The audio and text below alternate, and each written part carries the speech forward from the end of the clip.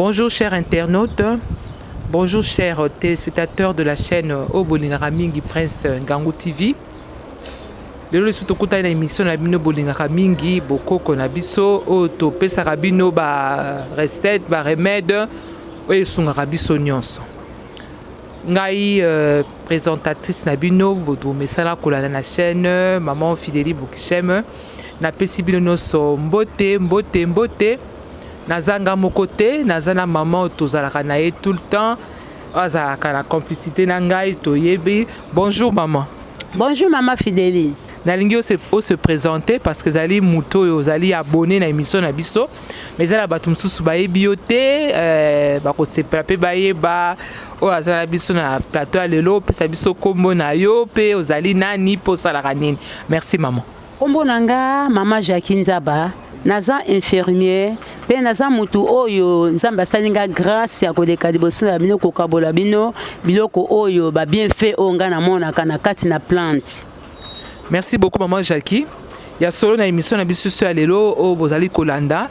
Maman Jackie a biso nazali komona ba biloko yo peut-être que nexaka moi muke mais maman ndenge oyebisa biso lelo oyedi biso ba fruits mais zali fruits nini. Lelo na mebeli bino bien fait oyo tozomona na kati ya mbuma o ba bengi citron. Merci maman Jackie.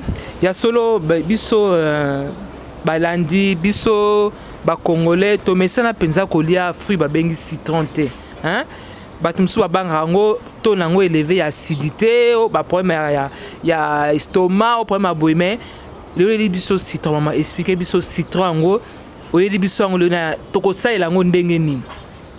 Lelo na meme bino bien fait o eza na kati na citron bino moko boyebi citron eza mbuma o euti na nzeto ba bengi citronnier. Nakati na nzeto ba bengi citronnier eza na citron nakati na citron kuna toza na jus o eza acide en plus toza pe na graine o eza na kati na citron onga na meme bino mokolo ya lelo po yango nde ezobikisa ba maladie ebele. Merci mi maman Jackie. Oyisi biso ke na kati ya citron ezali na jus ezali na graine ezali pe na poso nango mais na émission na biso ya lelo tokolobela citron ezali kobikisa bokono nini. Citron eza kobikisa bokono ebele ezobikisa tout oto bengi kosu ezobikisa asthme ezobikisa rhumatisme ezobikisa hépatite ezobikisa cirrhose de foie angine maux de tête pe ezolongola baride na elongi pe eza ko rejeunir nzoto ya mutu eza kosala eke mutu azala toujours kitoko pe yango eza anti-inflammatoire eza antiviral eza contre ba virus toza koyoka même virus tomoni oyo eningisi mboka na biso. Citron pe aza moko ya ba élément oyo aza na possibilité ya kobikisa ba maladie nyonso abikisaka pe oyo to bengi diabète abikisaka pe oyo contre poison donc aza na maladie ata 300 maladies citron kaka oyo. Merci maman Jackie. Outi ko beta c'était na eloko moko très important tomoni fléau ezali ko frapper mikolo mokili mobimba ezali na mboka moko te ezali épargné hein mais na biloko uti koloba sikoyo otangi tout otangi biloko ebele nango expliquer dans biso maman hein citron na tout ndenge nini citron na fièvre ndenge nini citron na grippe ndenge nini o expliquer dans biso pour bokono ezali ko frapper mikolo mokili mobimba maman. Citron na fièvre ndenge nini citron na tout ndenge nini citron parce que citron aza antiviral. Oui. Aza antiviral ou azobikisa biso na ba maladie ebele. Oui. Antiviral tozomona eza anti contre virus. Oui. Aza wana ata anti oyo malade ba bengi rougeole oui. Na o ba bengi varicelle. Oui. Tomona ka varicelle aza na fièvre. Varicelle aza na tout. Oui. Ba malade ebele pe o tozomona eza na kosu eza na fièvre eza na maux de tête nde citron eza kokende kobikisa ba malade wana. Mais biso mukolo lelo tokoloba citron malade eza kobikisa ya kosu. Merci bien maman Jackie na sepeli mingi oyeli biso lelo citron ezali kobikisa na kosu. Mais ce total kamotali kosu oyo maman kosu ozali munganga oyebi ko différencier ba sorte ya kosu hein na bana na mikolo na bampaka alors na ngi oyebisa biso ezali ko guérir ezali ko bikisa bokono ya kosu ndenge nini? Eza ko bikisa bokono ya kosu na ndenge ke tango mwana aza kokosola po bokono kosu toza wana na kosu oyo eza allergique oyo eyaka na malili okomona moma mosusu malili ezali mwana azokoka malili wana te moma mosusu mpe moi eleki mwana azokoka moi wana te moma oyo babengi yango saison ya mbula na saison ya elanga saison ya elanga tomonaka poussière ezali mwana azokoka yango te saison mpo ya mbula bana misusu bakokaka yango te okomona mwana akosala kosu. Merci maman Jackie. Toni toyeba siko olobi likambo ba saison likambo ya moi likambo ya boye mais biso zali na mboka oyo esika poussière ezalaka mwa mingi et comme lokola kosu comme lokola camarade na biso siko na bato siko oyo balingi siko ke kosu wana esila mode d'emploi nango osalelaka jus na yo ya kosu ndenge nini? Merci maman Fideline. Na bato oyo balingi kosu na bango esila lolenge nga nasalelaka jus na ngai ya kosu nazwaka na ngai musuni ya kati te nazwaka pe acide oyo ya kati te to babengi mai nango ya citron nazwaka na ngai pe mbuma te ngai nasalelaka kisi oyo jus na ngai oyo ezobikisa kosu nazwaka kaka bobele citron na ngai nazwi citron na ngai oyo ngai nakolongola kaka oyo ezali ba Hercos to oyo eza poso ndenge babengaka na lingala poso na français eza Hercos nde nakolongola nalongoli Hercos na ngai nasokoli yango bien liboso nakozwa na citron na ngai nazwa ata 4 boye nasokoli citron na ngai bien nasokoli yango po ebaka eza na bapoussière po poussière oyo mpe soki ekoti na kati na nzoto ya moto eza mabe ezomema mpe bamalade ebele nakosokola citron na ngai très bien natie yango ata natiango na serviette na nga nazwi susu sani moko bien nzungu na ngai ya bien ya métal nazwi mbeli na ngai nabandi kokata kolongola baposo na kati natiango na sani nazwi ya mibale na kati nazwi pe ya misatu na kati nazwi nyonso oyo esa 4 citron oyo ça dépend soko olingi utilize 5 kaka yo soko olingi utilize 6 kaka yo me ngai nasalelaki na 4 citron nazwi yango na kati nazwi natie na nzungu nakozwa 3 litres ya mai na biso kaka bien nazwi 3 litres mai natie na kati nazwi sikoyo natie yango na moto natie na moto bani kotoka ekotoka etoki kino namona mai oyo ezalaki par exemple 3 litres etikala 1 litre moko ntango ekotikala litre moko wana nake natali yango nakomona ekomi na couleur moko ebimisi lokola vert mai nyonso ekomi vert mpenza ekomi mpenza jus moko kitoko ebimisi jus moko joli mpona kotala yango na miso ekomi vert aye nakozwa yango nakitisi yango na se ese refroidi donc esili moto ekomi pio ntango ekokoma pio nakosala ndenge nini nazwi sani na ngai moko ya propre nazwi 2 litres ya lutu ya monene nazwi miel na ngai nabandi kotia miel na ngai na lutu ya monene aye natia yango ata na tasi nazwi lisusu miel na ngai mosusu natie na lutu ya monene mibale kaka natia yango na tasi ayesko nakozwa jus na ngai wana miel na ngai nasopi yango na kati ya nazwi jus nasopi yango na kati ya miel na ngai ntango nakosopa bongo nazwi lutu na ngai nabandi kobalola ntina komona ekomi homogène ndenge ekomi boye eza homogène eza lolenge nasaleli kisi na ngai ya kosu oyo na poso ya lilala na 2 cuillères na ngai ya miel nasala yango kaka boye ekomi kitoko ekomi homogène donc ekomi kisi monene ya kosu. Merci mi maman Jackie.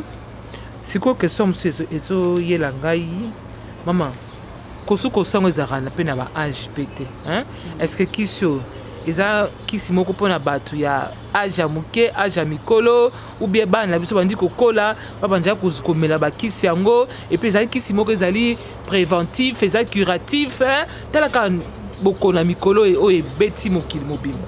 Mama koloba nini?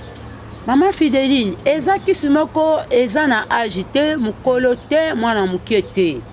Ezali kisi moko d'abord na kati nango tomoni poso ya lala na biso.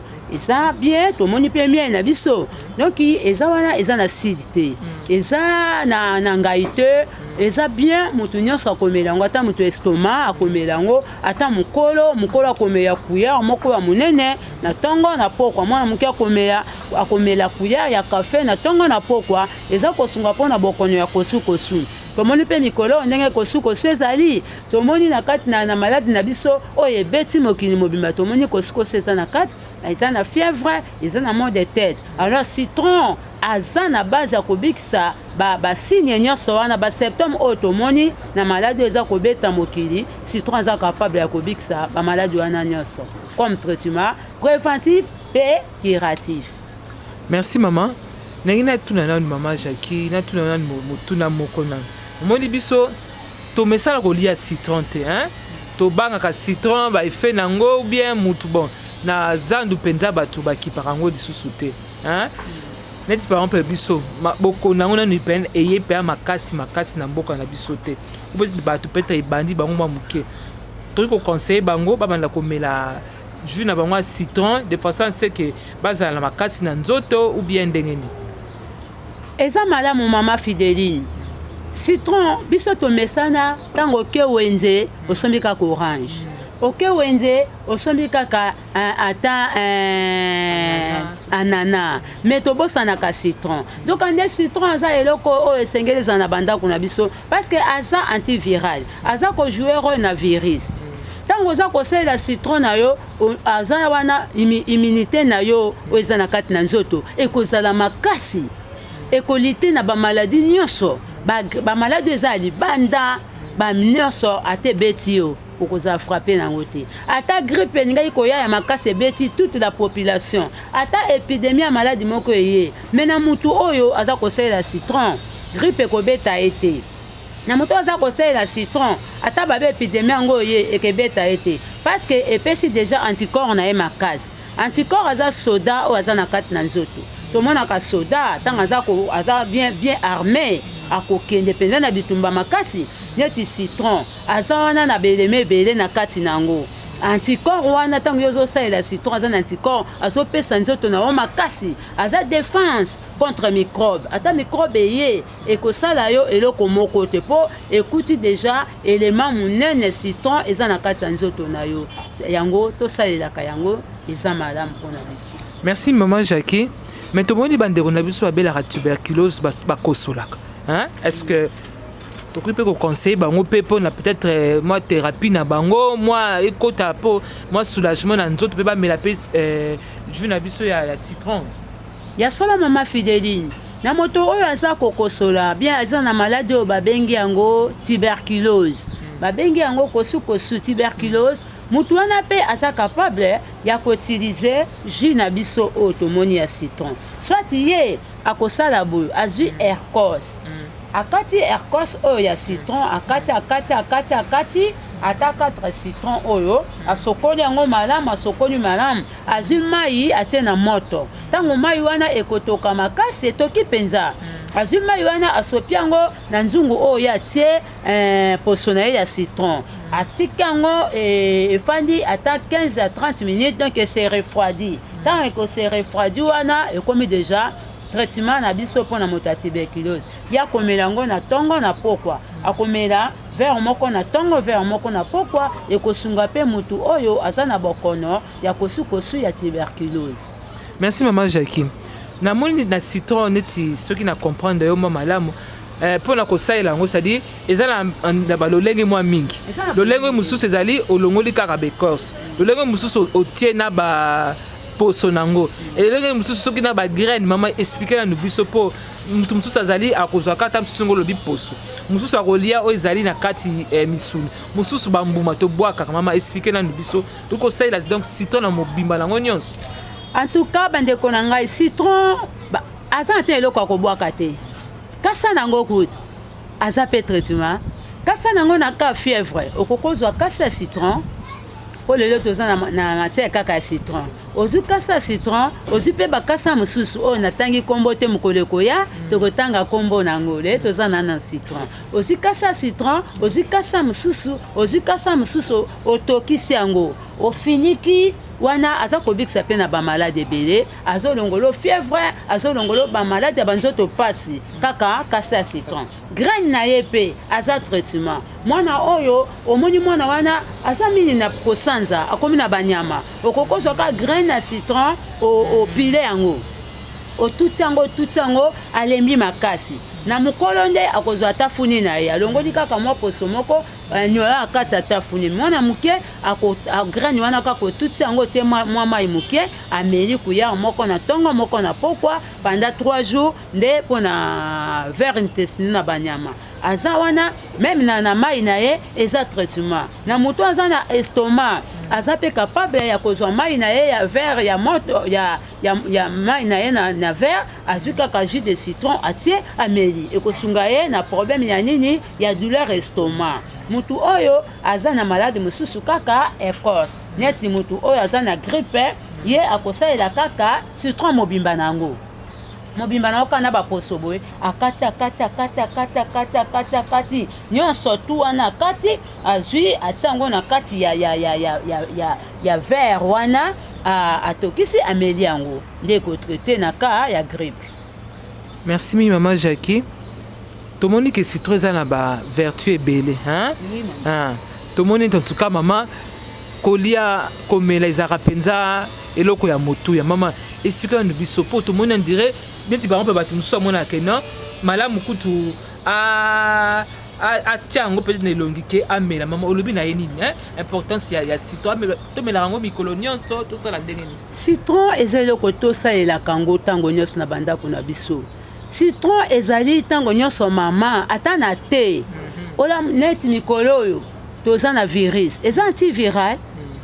Osaleli bana na o te kaka ndenge bosalelaka te ata lipton ata te oyo tozobenga lelo sinda citronné osali yango okokozwa pe citron na yo citron moko boye okati otieli mwana moko jus kaka na kati ya ntina yo wana obaloli mwana komela yango malamu akozala wana ata malade ye ekobeta ye te ata grippe ye ekobeta ye te mwana songola bango babelaka te ayebi sekele aselaka citron na ye na cuisine na ye azangi citron te yango esengeli ntango nyonso na bawenze toke kosomba biloko tozangaka citron te. Citron eza malamu mpona sante na biso eza mpe kosalaki moto ase rejeunir eza kosala motu alite contre la vieillesse eza antioxydant même na motu oyo ameli bamakaya ese bebisaki etiki yango citron mpe eza kosunga aza mpe anticancéreuse azosunga nzoto na biso ntango tomonaka bandeko ntango omeli kinini omeli 21 bakoma oloba na yo oyindi ye mpona nini akoti na kati ya makila ebimi na libanda. Tango toza kosalela biloko ezokota na kati ya makila ezokende sokola makila ezobima na libanda eza ko rejeunir. Citron alongolaka pe baridi na elongi. Citron aza traitement kitoko azosalaka nzoto na biso ezala pe na ba mwa ba irritation te ba irrité ekozala te mwa ba makonde ekozala te po citron aza malamu aza na ba vertu ebele aza na nutriment aza na vitamine. Merci maman Jackie. Na kati ya citron eloko nini ezali mpo obimisi bavertu nango ebele toyeba bavitamine eza na kati wana oyo bisa biso peut-être vitamine boye esalaka boye mpo toyebaka te biso eloko esalaka tobwaka citron eyaka ngai mais tomoni ke citron eza na makambo ya bien ezosala na kati ya nzoto na biso mama okopesa biso mwa explication. Tosalaka erreur osombi citron obwaki tobwakaka mpo na nini citron okobwaka te soki oza na mixer na yo ozwi kaka yango na bambuma na nyonso sokoli omixe yango nyonso omixe osali apres otamisi omeli. Citron ndenge aza boye aza na vitamine ebele aza na banutriment ebele aza riche en vitamine aza na vitamine A aza na vitamine B aza na vitamine D aza na vitamine BD aza na vitamine B3, aza na vitamine PP, aza pe na calcium, aza pe antioxydant. Maman, tu as un citron pour le vitamine belé. Badusu balobaka non bamine ebukanaka mpo moto azomela mili kite. Est-ce que moto azomela citron minu na ye kobukana te obia ya kogarde baminu na ye nyonso? Moto soki azomela citron minu na ye ekobukana te, minu na ye ekozala makasi, minu na ye ekobukana te parce calcium eza na kati. Calcium wana azojoue role ata na bamanzaka ata na minu, akozala toujours na mikwa, akozala toujours minu na ye ekozala makasi. Okamwa akoma mokolo mais excuse aza na baminu na ye nyonso tu ya kokoka parce que asalelaka citron na ye. Merci maman Jackie. Toni toyeba nanu kambo oyo etali bakosukosu bebe mosusu azali aza na mwa moke me osentir bebe azokosola.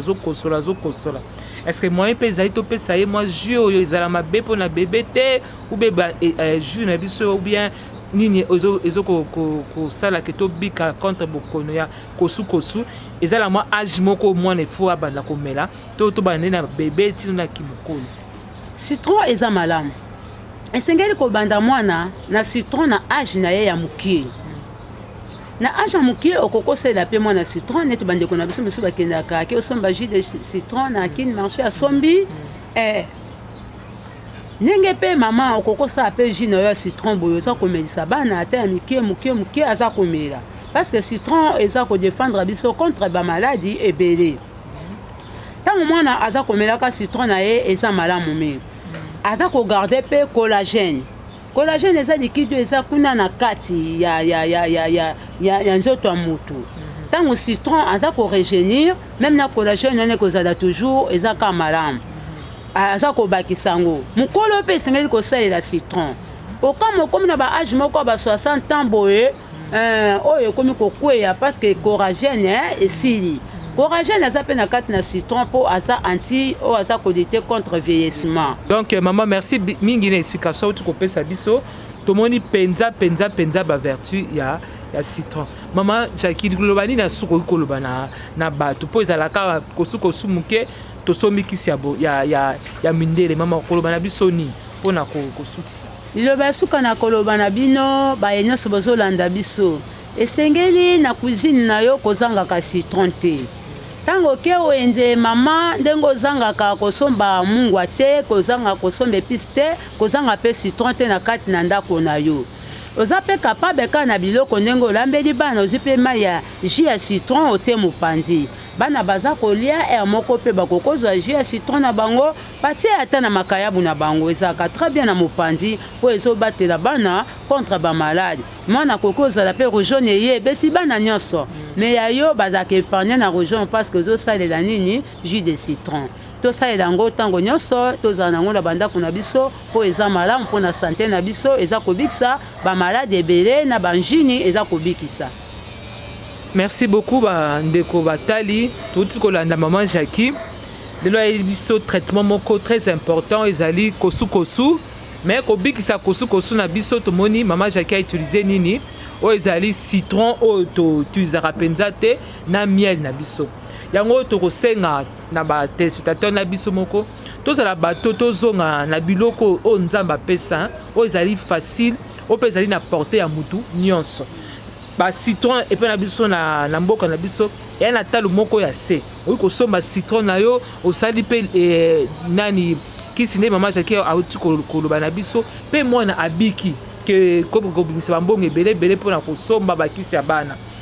Et puis tomoni bamaladi ekoteli biso na mboka talaka nde tokomi bababoko bamasque to prévenir mpe bamaladi yango tokoprevenir yango ndenge nini biso bato ya koto nakomela bajus na biso ya citron nakosangisa na miel mpo ete baanticorps na biso ezala makasi de façon aseke soki maladi eye awa na mboka tozo koresiste. Donc toza bato moko ke nzambe adote biso na biloko nyonso nde peut-être moi ignorance esalaka ke tozala kota makambo mosusu mais nzambe mpe asali ke na ngolu na ye bato mosusu mpe apesi bango mayele na bakoka mpe kofungola biso eloko oyo toyebaka te. Yango topesi bino merci mingi bino bato bandaki kolandela biso émission na biso ya lelo. Merci mingi na caméraman Nabiso Otomona Raté, papa Arnaud, merci beaucoup pour le travail au Abataka dans l'ombre. Merci mingi na o asala Nabiso pe confiance aux ali mon conseiller Nabiso papa Prince Ngangou. Merci mingi na maman Lydie. Merci mingi na maman Julie. Yé pas ça la musala na coucou mais Azan Nabiso. Merci beaucoup et à la prochaine.